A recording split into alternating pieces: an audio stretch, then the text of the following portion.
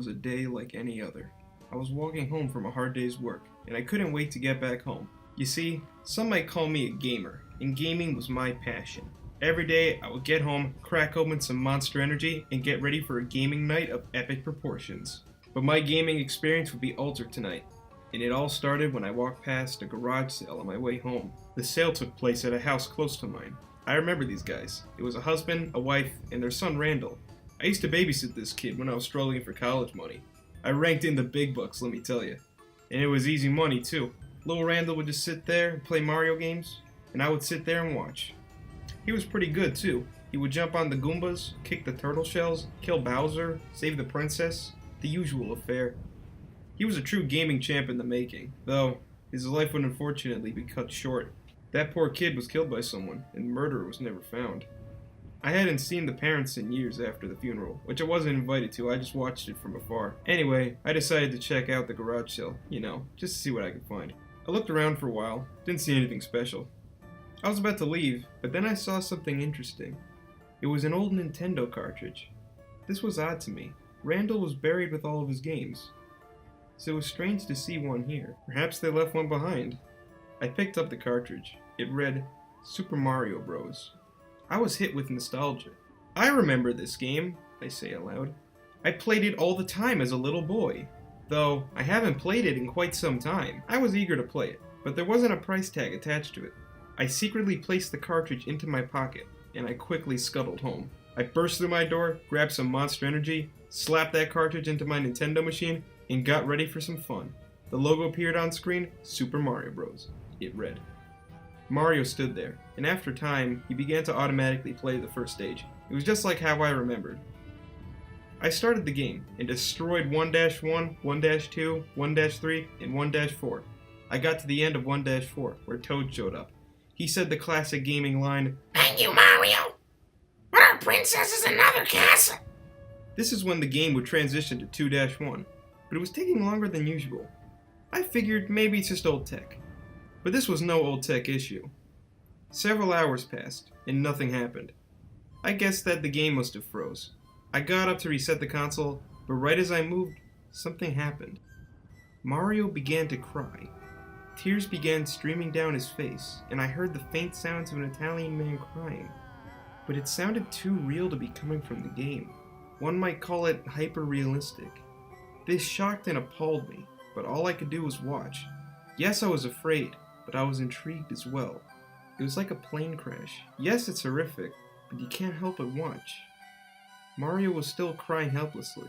I felt like I had to do something. I know it sounds stupid now, but I tried to speak to Mario, even though he was nothing more than a pixel man. "What's wrong, Mario?" I say aloud. Suddenly, Mario began to slowly turn his face towards me, revealing a model unknown to the game Super Mario Bros. He stared at me with his block-shaped eyes, looking into my soul. He then said, "You!" Then the screen turned to black, but the music, which had been playing the whole time, remained. I was stunned, and most definitely afraid. "What is going on?" I say. "What is happening to my gaming paradise?" The music was beginning to change, and slowly became distorted and false. It was then that I noticed a small green dot on my TV screen. "What is the meaning of this small green dot on my TV screen?" I say aloud.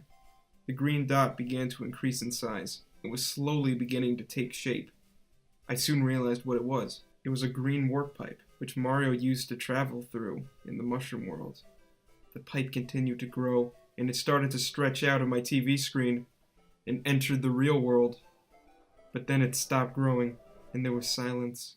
The classic Mario video game theme song had stopped. I stared at the pipe. It was as if it was a gateway between worlds. Then I noticed something inside the pipe. A large, thick nose began to reveal itself through the darkness. I knew that nose belongs to the Mario. First his nose, then his face revealed itself. It was then that I realized Mario was crawling through the pipe like a goblin. His eyes were closed, until they were not, and they were bloodshot, with bloody tears streaming down his plump cheeks. It was then that Mario began to speak, and he said, "Begone, fell creature. Leave my world." Suddenly Mario shot out of the pipe. In the air I could see him charging up a punch. With sparks off flame embedded within, I acknowledge and dodge to my left, just in time for Mario to land and slice my gamer couch in two. Mario stood there, seething in rage. He sharply turned his head towards me, not moving his body. He gave me a teeth-heavy smile. His teeth were hyper-realistic, and they were crooked and yellow. Mario shouted, "It is time for you to die." I responded, "You fool! You have underestimated the true power of a gamer!" I unsheathed my katana from my belt and raised it over my head, prepared to strike. "Have at you!" I yelled. Mario began to run towards me, his fist rushing towards my face. I narrowly dodged the blow, his fist whirling past my face. I spun around Mario with katana in hand. I sliced Mario across his chest. Mario, with guts out, says, "Ha! I expected more." Suddenly, his scar began to heal. He was good as new. "You have regenerative abilities?" I say. "Pretty cool, right? All the more power to end your life." Without warning, Mario punches me clean in the nose, blood seeping out of my nostrils. Then he kicks me in the stomach. I am forced to kneel as I grasp my pained stomach. Mario then high kicks me in an obtuse angle. I am thrust high into the air until I hit the ceiling and come back down. I land on my back, struggling to move. Mario slowly walks up to me, grasping my katana in his right hand. "When will you mortals learn not to interfere with my world? First that little boy, and now you?" It was that moment when I realized what Mario was talking about. He was talking about Randall. Mario was the man who killed him. You killed Randall? I say with my remaining breaths. "Yeah, it wasn't too hard. Kid couldn't put up a fight, but hey, looks like you'll be joining him. In hell!" Mario raises the katana and begins to lower it, slowly yet carefully. I am powerless, and it appears like the end of the road for me. All the people I love, I will never see them again. No more gaming, no more Monster Energy, just darkness, forever. But suddenly, I hear a voice coming from my TV. "Mario, stop!" Mario turns around to see what the voice came from. I move my head up to look as well. It is Luigi, the brother of Mario, with his head and left arm out of the pipe. "Luigi, this doesn't concern you," Mario says. "Please be gone." "No, Mario," Luigi says. "I have to stop you." "Why? What does his life matter to you? These mortals will never leave us be, unless they are killed." "Because..." Luigi pauses. "Because it's not right. They don't know what they're doing. They don't know they're hurting anyone. But you do know." "What are you saying, Luigi? Are you saying I'm the bad guy here?" "Yes, you are. But you don't have to be." Mario stares at his brother and begins to move the blade away from me. He seems lost in thought and starts staring down at the floor. Tears begin to form in his eyes. He looks up at Luigi. "Luigi, I'm so afraid. I just want to feel safe, but I don't know who I am anymore." "Mario, it's okay. We can work together. All we have to do is trust each other and believe in the power of friendship." Mario smiles and starts to walk towards Luigi, dropping the katana onto my floor. He goes up to Luigi, kisses him on the cheek, and the two begin to go back through the green pipe in my TV. Before he left, Mario turned to me. "You know what, kid? I was wrong about you. You truly are the greatest warrior." I smile a little. "Thanks, Mario. You're pretty strong, too." Mario chuckles to himself. Looking down at the floor of the real world, he looks up at me one last time. He seems happy and at peace with his conflicts. For now. He turns around and crawls back through the pipe. And just like that, Mario was gone. I learned a valuable lesson that day.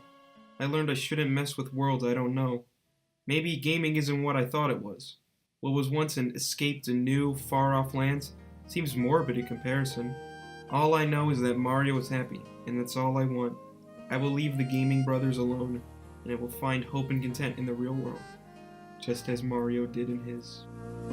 Just like the wind, I've always been drifting high up in a sky that never ends. Through thick and thin, I always win, 'cause I will fight both life and death to save